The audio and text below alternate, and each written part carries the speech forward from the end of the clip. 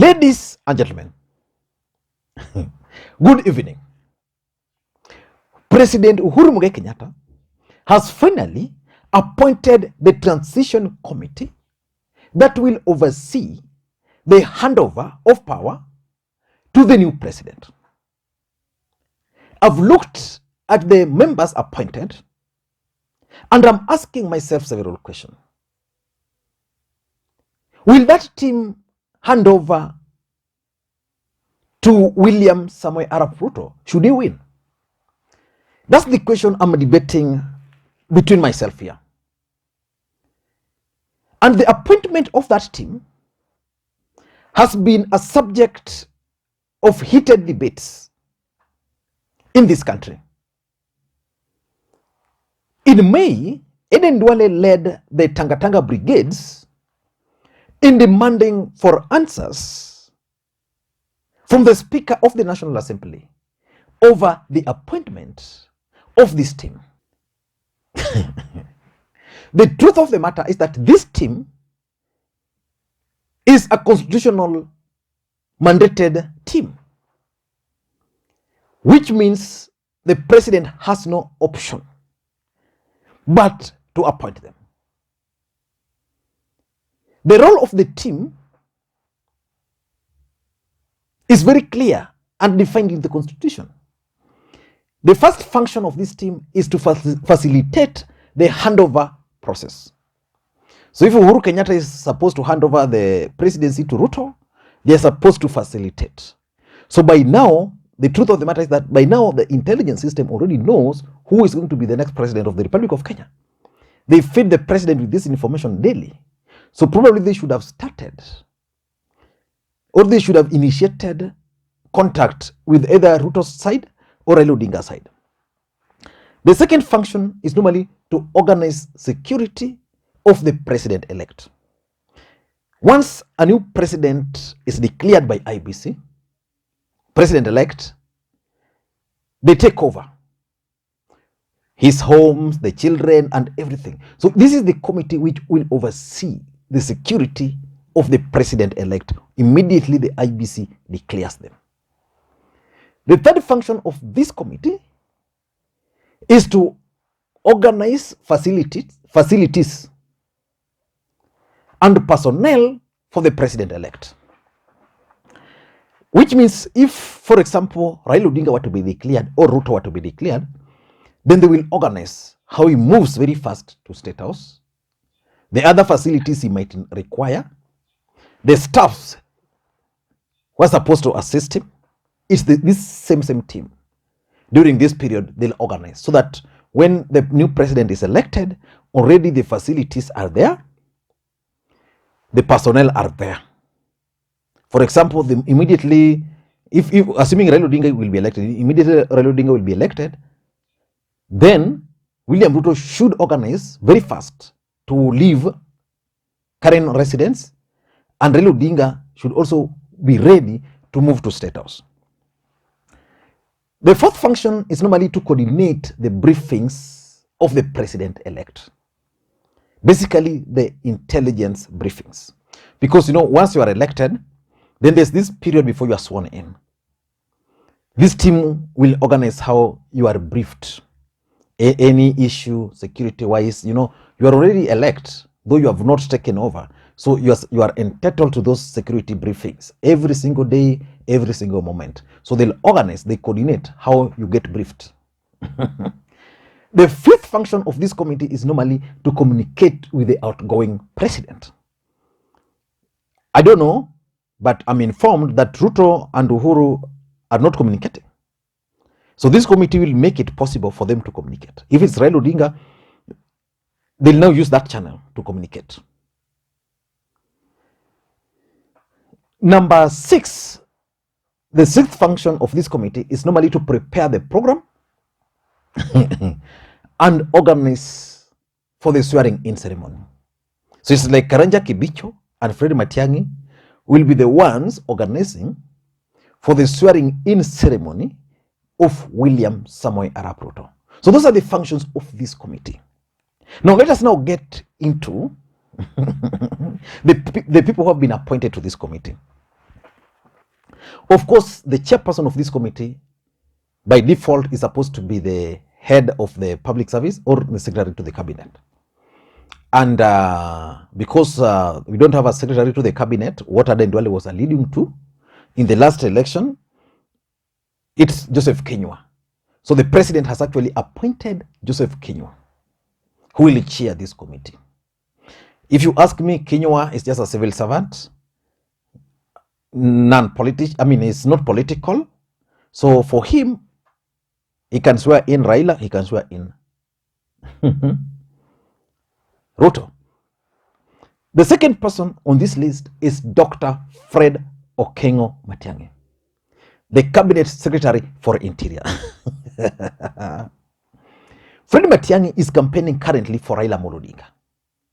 While in Kisii and speaking to them in Kisii, Fred Matiang'i told those people that Raila Odinga is going to be the next president of the Republic of Kenya, that he sits in high-level meetings, that he has access to several information,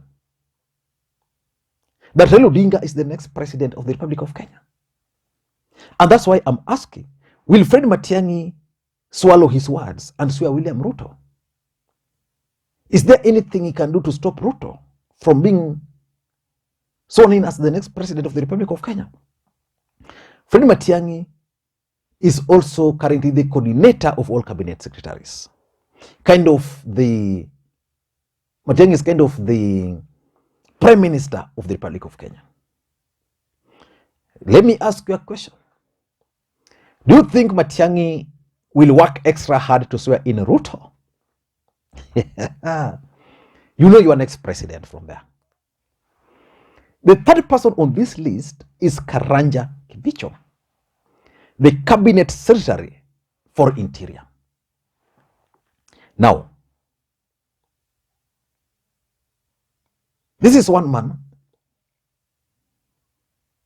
who I don't think would easily swear in Ruto. Constitutionally is mandated, is this work. But will he even attend, assuming Ruto today is declared the president, will he even attend that swearing in ceremony? When Kibaki was taking over, there are several people who never attended that swearing in ceremony.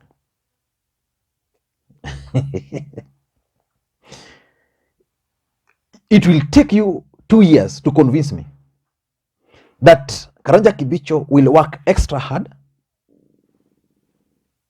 to ensure that William Ruto is successfully sworn in. So Karanja Kibicho is the third person.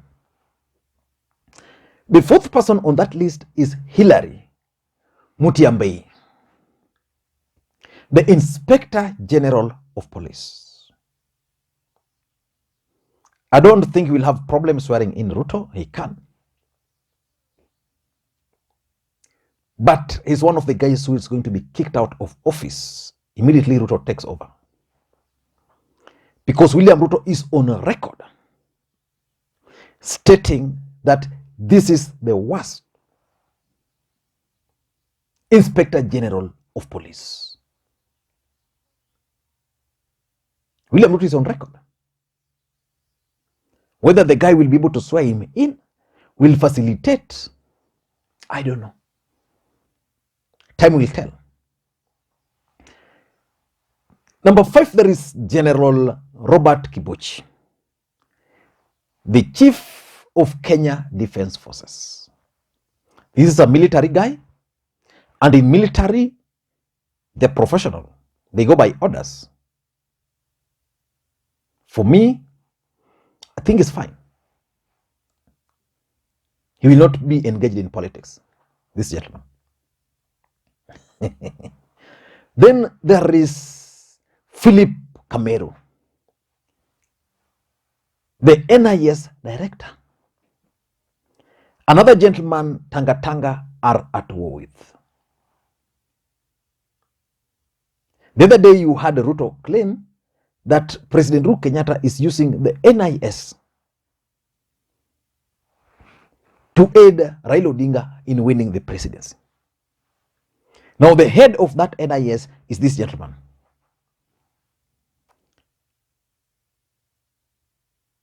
I don't know. can be the judge. Then there is Anna Madi, Chief Registrar of the Judiciary. I don't think her input is significant. For her, we'll just carry the Bible and carry the papers to be signed. a similar like Boss Sholei in 2013. You know, even at that time, they needed someone like that. Then there is Kinudhi Ambugwa, State House Controller, currently. Oh, these things. You know Kinudhi Ambugwa. You can remember him so well. In 2007. And he was rewarded by being elected the governor of Nakuru, the pioneer governor of Nakuru, the former commandant of the administration police. Then there is Jerome Ochieng, the permanent secretary for ICT. He will be representing his boss, Joe Musheru. Then there is Julius Muya, the National Treasury. I don't think we'll have a problem. There is P.S. Masharia, Foreign Affairs, no problem there. Julius Korir, Devolution, no problem there. Then there's Joe Kudo, Sports and Heritage, no problem. And then there is Solicitor General, Ken Ogeto, no problem. But in this team, how many are in Kenya Kwanza here? Can you list for me people in the comment section you have problems with from this list? There's Matiang'i, there's Kibicho, there is Hilary Mutiambei, there is the NIS director, Kamweru, there is the IG of police. How many people do you have problems with in this list? You think these guys, they can really frustrate Ruto? Because it's not going to be easy for the DP. And that's why the team was making those noise. Thank you guys, and please, may you enjoy your viewing. Tell a friend to tell a friend.